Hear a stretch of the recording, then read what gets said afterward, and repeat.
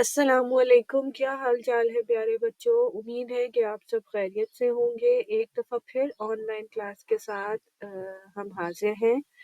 یہ ہے مارچ 2026۔ آج کا ہمارا جو موضوع ہے وہ ہے نظم سچ کہو۔ آپ کو یاد ہوگا کہ ہم نے کل کے سبق میں یہ نظم شروع کی تھی۔ درسی کتاب کی نظم ہے یہ، اور اس کا صفحہ ہے 39 اور 40۔ آپ اس سبق سے کیا کیا حاصل کر سکیں گے؟ جو حصہ ہم آج کر رہے ہیں اس کے اندر آپ الفاظ متضاد اور مذکر مؤنث جو ہے ان کی پہچان کر سکیں گے۔ اس کے علاوہ ان کو درست طریقے سے استعمال کیسے کرنا ہے یہ بھی سیکھ سکیں گے، اور ان کو جملوں میں صحیح طور پر لکھ اور بول سکنا بھی سیکھ سکیں گے۔ بیٹا آپ کو اسکرین پر اپنی عملی کتاب کا، جس میں ہماری جو ورک بک ہے، اس میں آپ کو اس کے صفحات نظر آ رہے ہوں گے۔ ٹھیک ہے، عملی کتاب کے جو صفحات ہیں وہ میں آپ کو بتاتی چلوں۔ صفحات کا نمبر ادھر تو ٹھیک نہیں آ رہا، لیکن وہ صفحات ہیں 51 اور 52۔ ٹھیک ہے، تو آج ہم اپنے اس والے سبق میں یہ 2 صفحات کریں گے۔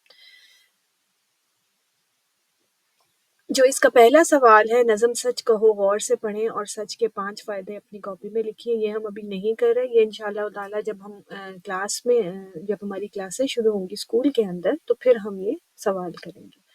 آپ نے جو کرنا ہے، آپ نے کرنا ہے الفاظ متضاد والا کام کرنا ہے، سوال کرنا ہے، اور اس کے بعد یہ جو عبارت ہے، چھوٹی سی کہانی ہے، اس کو کیسے کرنا ہے، اور اگلے صفحے پہ جو کاکی کا استعمال ہے ہم نے وہ کرنا ہے۔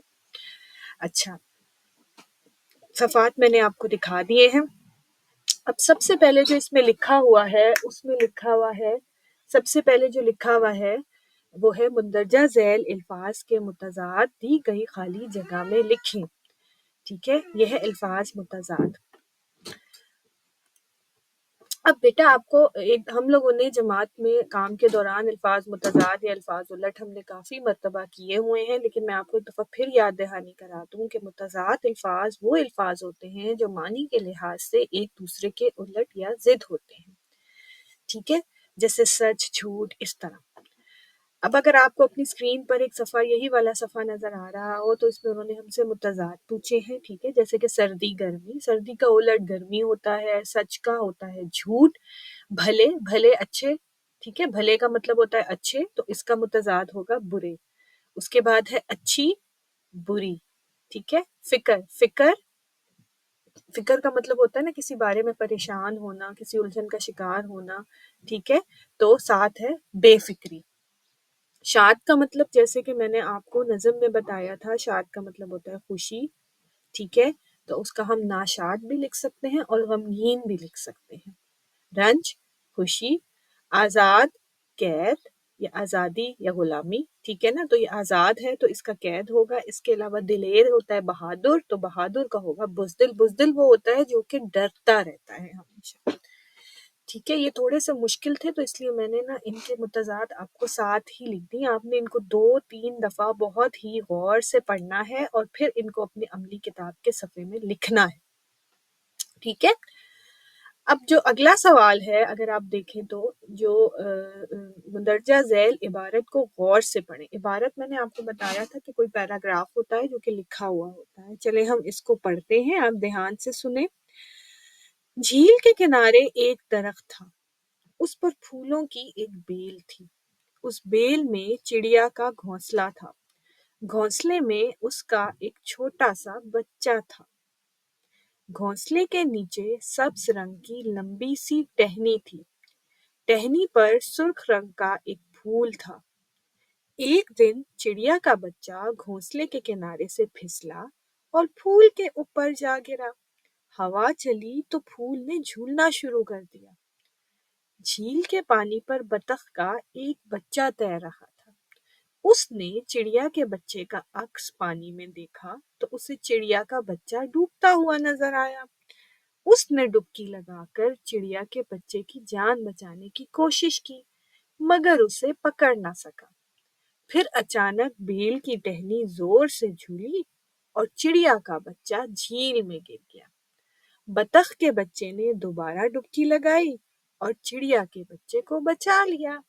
مگر اسے یہ سمجھ نہ آیا کہ وہ پہلی دفعہ چڑیا کے بچے کی مدد کیوں نہیں کر سکا۔ ٹھیک ہے، ایک بطخ کے بچے اور ایک چڑیا کے بچے کے بارے میں یہ چھوٹی سی پیاری سی کہانی ہے۔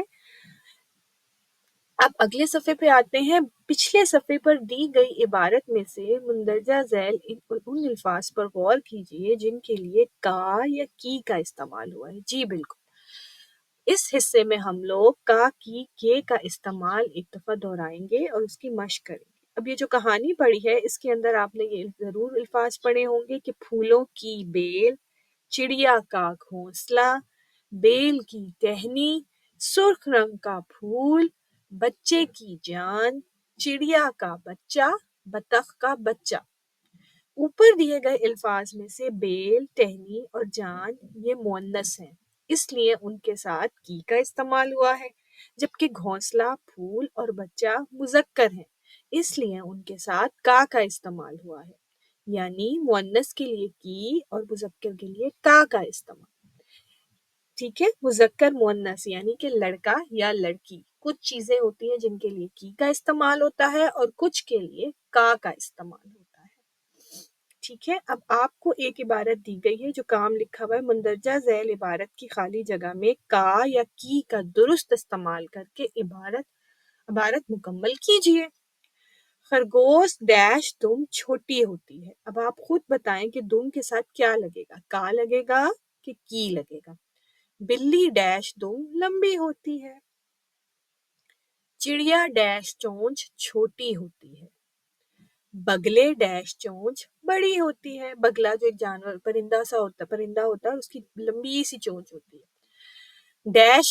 گائے ڈیش کان چھوٹا ہوتا ہے اور ہاتھی ڈیش کان بڑا ہوتا ہے۔ اب آپ نے اس میں کا یا کی لگا کر ان الفاظ کو، ان جملوں کو مکمل کرنا ہے، یعنی کہ آپ نے مجموعی طور پر یہ دو کام کرنے ہیں، اور ظاہر ہے یہ کہانی پڑھیں گے تو یہ والا سوال آپ درست طریقے سے کر سکیں گے۔ بچوں میں آپ کو ایک دفعہ پھر کچھ کا اور کی والے جملوں کے استعمال کے بارے میں بتاتی چلوں۔ اب یہ جملہ دیکھیں، یہ احمد کی گاڑی ہے۔ زارا نے مس ندا کا شکریہ ادا کیا۔ یہ آم کا درخت ہے۔ میری گڑیا کی آنکھیں نیلی ہیں۔ اب میری گڑیا کا آنکھیں تو نہیں ہوگا، ہم سے پتا ہے کہ آنکھیں کے لیے ہم کی استعمال کرتے ہیں۔ کے اور کو کا بھی استعمال آپ دیکھتے چلیں۔ ابو کے جوتے کالے ہیں۔ احمد کے بھائی ہاکی کھیلتے ہیں۔ وہ کتاب علی کو دے دو۔ یہ کھلونے زارا کے ہیں۔ ابو امی کو ڈاکٹر کے پاس لے گئے۔ اچھا، اب کرنے کا کیا کام ہے؟ آپ نے اپنی عملی کتاب کے یہ صفحات 51 اور 52 حل کرنے ہیں۔ وہی سوالات الفاظ متضاد اور الفاظ متضاد والے اور کا کی کے والے آپ نے کرنے ہیں، اور پھر ان دونوں صفحات کی تصویر لے کر آپ نے اسکول گرام پر ارسال کرنی ہے۔ اور ہاں بچوں، ایک بات کا آپ دھیان رکھیے گا کہ آپ نے دن تاریخ ضرور لکھنا ہے، تاکہ چیک کرتے وقت مجھے اس چیز کا اندازہ ہو سکے کہ یہ کام کون سے دن کا ہے۔ امید ہے کہ آپ سب خوش ہوں گے، اور اپنا بہت زیادہ خیال رکھیں۔ اللہ حافظ۔